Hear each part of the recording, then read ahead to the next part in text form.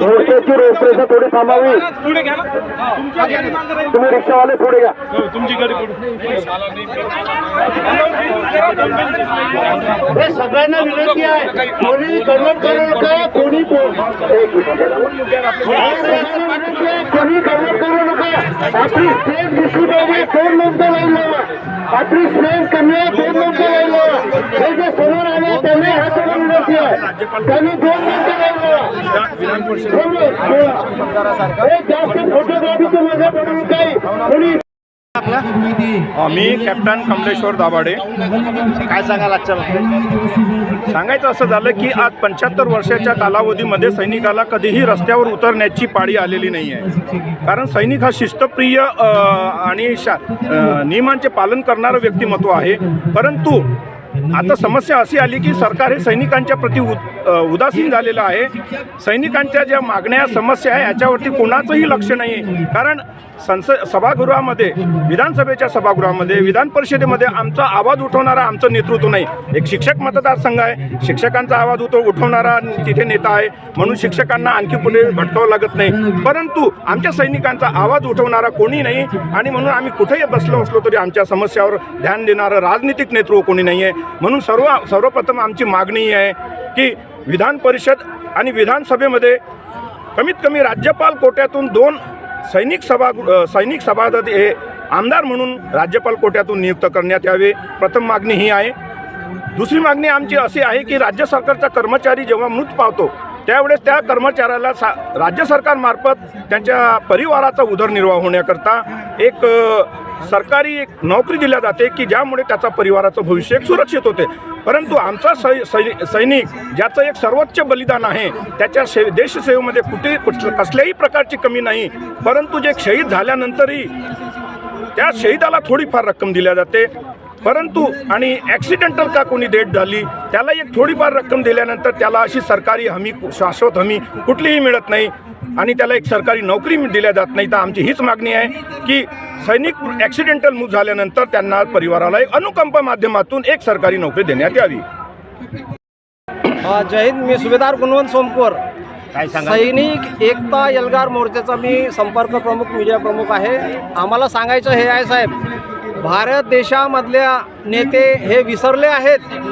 दिल्लीपासून गल्लीपर्यंत हे जे झोपत आहेत का नाही मस्त आरामामध्ये, ये जो गहरी नींद सोते हैं ना रात में, ये हम सैनिकों के वजह से सोते हैं.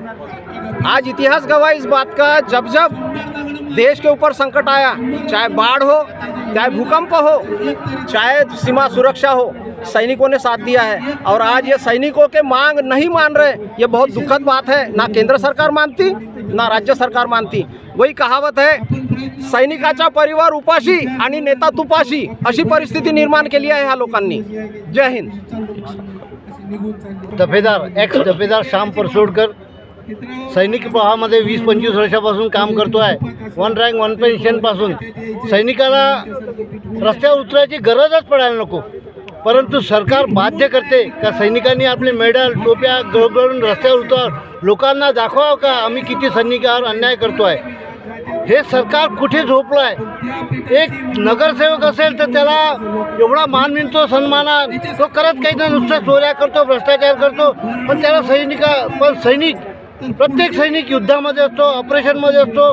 कुठलाही देशावर संकट आलं धावतो पळतो. पण त्या सैनिकाला कुठेही मान दिला जात नाही.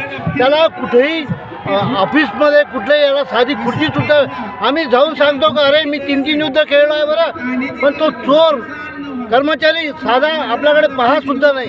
हे देशाचं दुर्दैव आहे. आमचंसुद्धा दुर्दैव आहे की या देशामध्ये असं व्हायला नको. आज प्रत्येक मतदारसंघ आहे, खेळाडूंचा मतदारसंघ आहे, संगीतकाराचा मतदारसंघ आहे, कवीचा आहे.